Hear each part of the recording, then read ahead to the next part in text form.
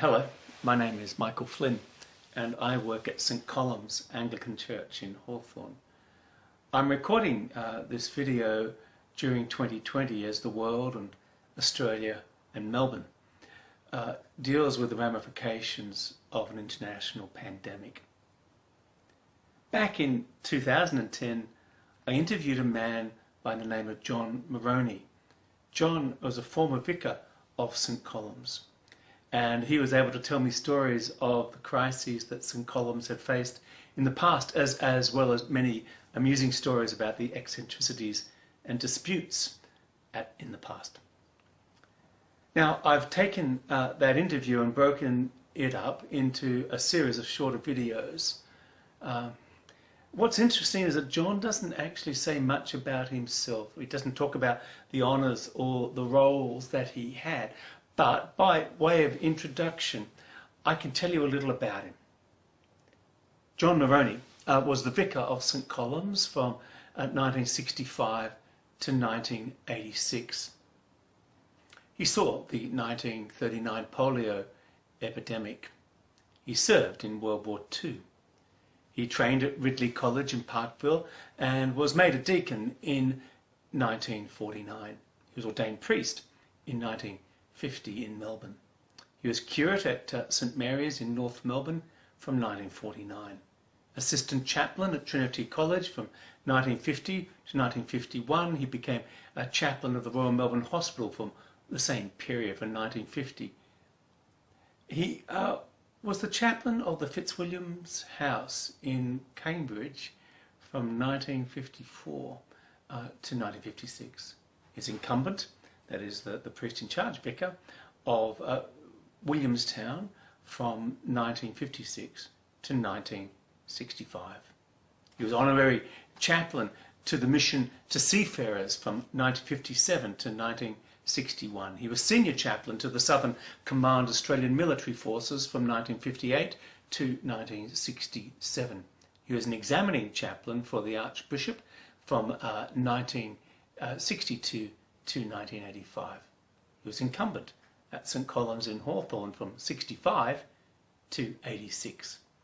He was a canon of the cathedral, a big gun, from 1969 to 1989. He was Archdeacon of Kew, Archdeacon of Malvern, Archdeacon of Melbourne, from 1970 to 1986 in those different roles. He was a member of the Ridley College Council for a long time, and before Leon Morris's appointment as principal of Ridley in 1963, John was the acting principal. Now, by living accounts, John was an excellent preacher, in fact, probably the outstanding preacher of his day in the Diocese of Melbourne. In those days, of course, the minister took the whole of the service as well as doing the Bible readings. So he wasn't too keen, I gather, from what he said, on what we do now in contemporary worship with its high degree of lay participation. He was the only evangelical examining chaplain and the only evangelical archdeacon. He acted as an informal bishop for evangelicals in the Anglican Diocese of Melbourne, finding opportunities for them to minister in. He mentored them and encouraged them. He also served on the Archbishop Appointment Board and had a significant influence there. As an army chaplain, he was the senior chaplain of Victoria. And perhaps more than all that, John was a man of prayer. After he retired in 1986, he would spend 2 hours a day walking and praying for people to whom he had ministered in the past. Now, the interview I did in 2010 was with an old school video recorder. The aim was to talk about the life of St Columb's Hawthorne and to pick up stories he'd heard about from before World War I, and then the time between the wars, and then the time after World War II, and then during John's own time for his 20 or so years as vicar. Now, during the 2-hour interview, he never once mentioned the honours and roles I have described. Instead, as you'll see as we go through these short videos, that he more often talked about his own lacks. He talked about the struggle to see his parish grow. Movingly, he talked about his struggle with prayer and his regrets in that area. He talked about the struggle of being someone who took the Bible as God's word for us seriously in a diocese that was, as he politely puts it, broad church. I learned a great deal from John from the time I spent with him, and not only during this recording but also on other occasions. That John was just a natural teacher. And John's final visit to St Columb's was just before Christmas 2014. It was just before the year when he died. His nephew brought him along to help him refresh his memories. He was still the Archdeacon. I had to laugh at this because I remember him asking me if I'd actually had permission from the bishop to remove the pews, and I assured him that we did have permission and we had it in writing. I kind of feared that he was about to ask me to show him the actual letter. I never sat under John's ministry, and I never knew him at the height of his abilities. But I'm grateful to have known such a man of God. As I've said to current members of St Columb's, you know a minister's had an important effect on a people when they're still talking about his ministry 30 years after he's left the parish. So, these videos are dedicated to John's memory, but also to Elizabeth Ewers. Elizabeth is a long-term member of St Columb's and a parishioner with John, and who still works to make sure we do not forget the treasures that we have in the past.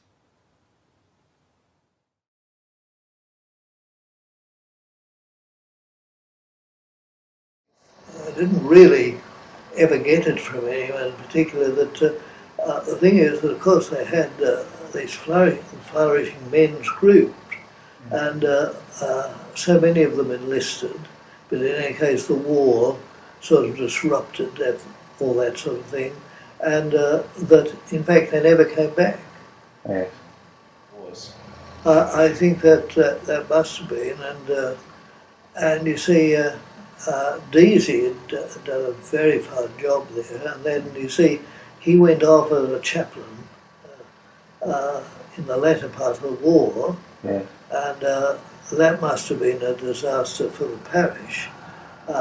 Why he went off at that stage I wouldn't know, because the younger men would have been available and time, but however he went, and incidentally, it's interesting that when he sailed on the ship, people used to go down to the ship.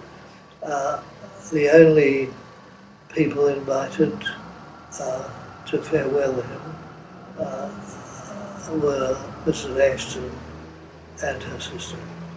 And nobody else was invited or told when it would be and everything, because of course Mrs. Deasy, a lady with money, and she lived as the sort of lady of the parish.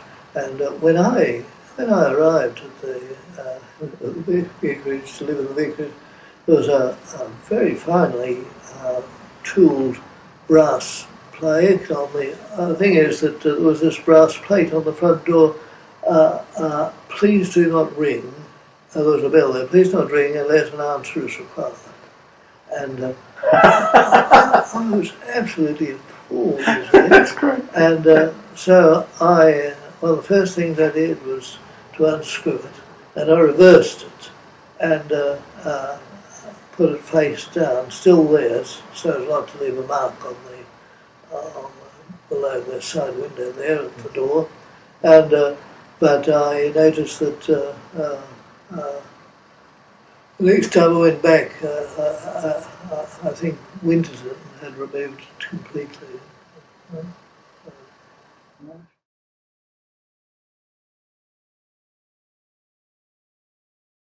It was a very remote sort of thing. You didn't go to the vicarage. to call or anything like that.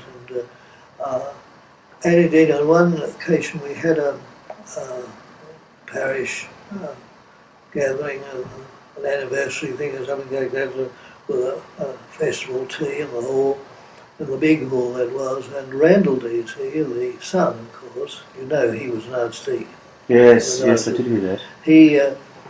He came and he showed a film that they had there, and it was a film of, I think, the opening of the kindergarten hall there, one that you use in the main hall now, and at any rate, suddenly Mrs. Deasy arrived, all decked out like a duchess, really, Yes. and swept by, and the people burst into laughter when they saw this. Well, Randall was showing the film. I was very embarrassed, but it was, in other words, it was a different approach. But having said that about the Deasys, the fact is that Peter Crawford was maintained, and I think he was right, that of all the vicars they had at the place, the man who did the most work was Deasy. Oh, that right. Yeah. He didn't have the sparkle that Nash had, Yes. and but yes, Peter Crawford always maintained Deasy was the man.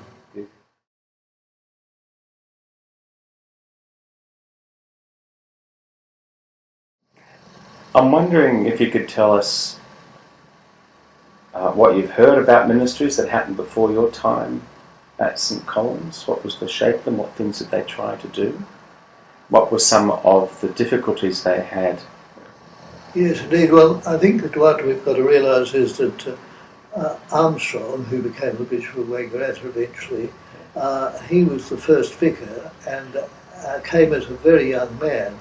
And he was a Trinity College graduate, and he, as far as I'm able to tell, was certainly not an evangelical, but he was a sort of broad churchman, and he didn't have any particular emphasis. He was not terribly committed.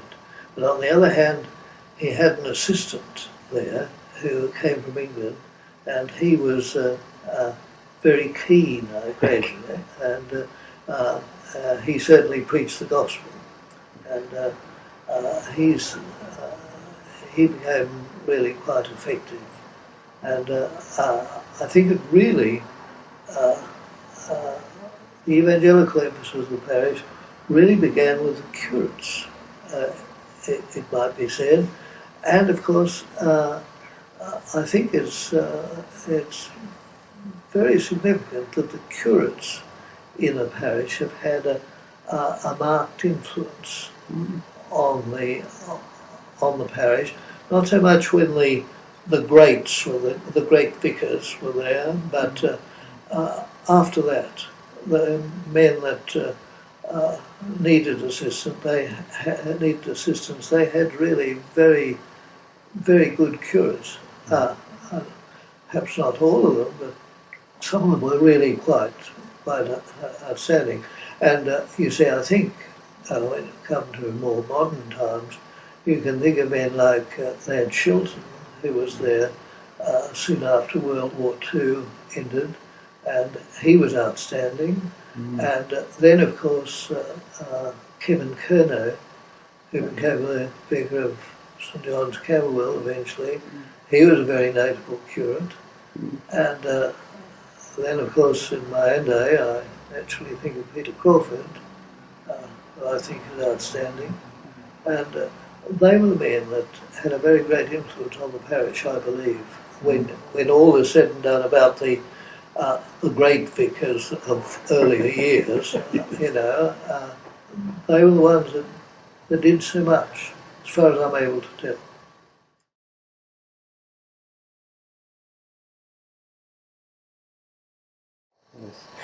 You told me a very funny story about the hall at the front there, the Sunday school hall. The floor was on a slope. Oh yes, exactly. Well, it was insisted that the floor should be built sloping, because they didn't want to have dancing there.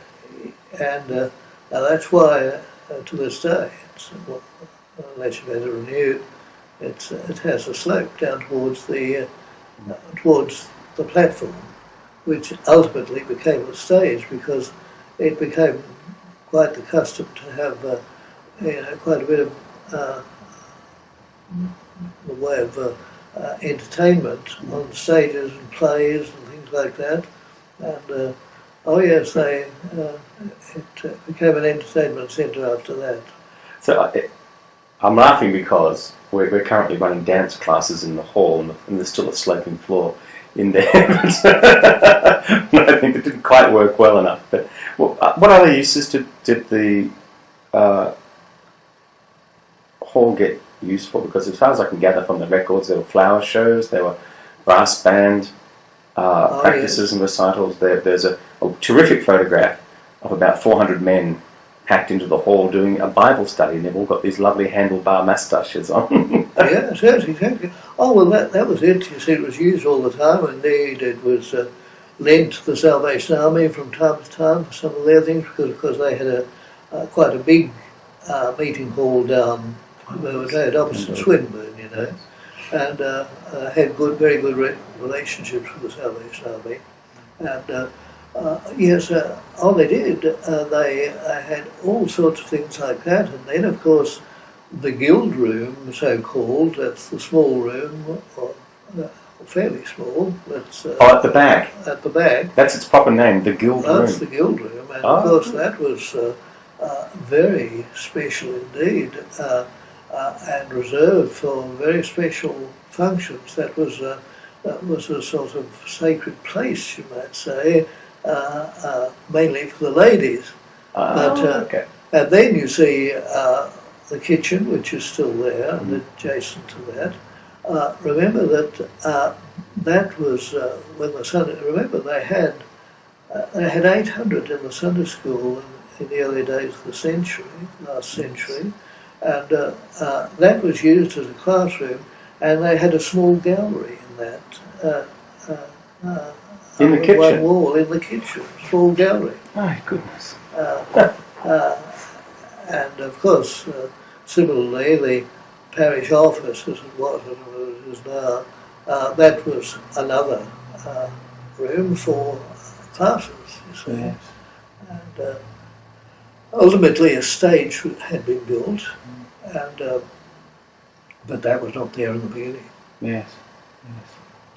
And as far as the men's Bible class is concerned, well, as you know, you see in Mercer's day, and then carried on by Nash, they had up to 1,000 men every Sunday afternoon for a special service, with a special service book of their own that was for St. Columns, and in the days before cars were plentiful and so on, that was the place to go, for men to go. Yes. And they'd gather in that hall? They'd gather in the church, but the hall would have been, well, if you say the photograph of the Bible study, that would have been an additional thing, you know. Yes. I know, because the main service was held in the church, because remember that the church held 600 people, and they'd fill that to overflow. You know, it was really big. Yes. And remember that the pews were right back to the back wall in those days. Wow.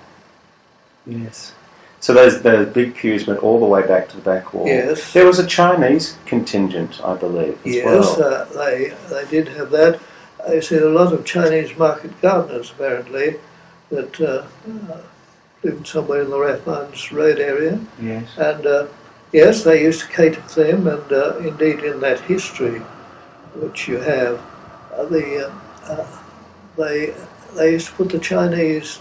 They had a special pew reserved for them on the side aisle back near where there used to be cupboards with cleaning material in. Yes. The Chinese would sit there in the back pew because the young people used to pull their pigtails. Right. Yes, of course they did. Oh dear. So we're talking about a church of a regular attendance of around 1,000 people. That's right. On a Sunday afternoon. On a Sunday afternoon, let alone whatever happened on a Sunday morning. Well, you realise, once again, if you read the Carolyn book, you'll find that the average congregation in the mornings was between 700 and 800, and in the evening it was 600 and 700. A bit slower in the evening now. Yeah, so about 100. And 1,000 in the afternoon. And 1,000 in the afternoon, you see. Yes. And you said, this was Carolyn, she quotes one of the local papers at the time when the church was consecrated, I think it was. Anyhow, they describe it as perhaps the most significant Anglican parish in the diocese. Oh, it was big, it was news, obviously, in those days, and that's why the public press took it up when various vicars went on.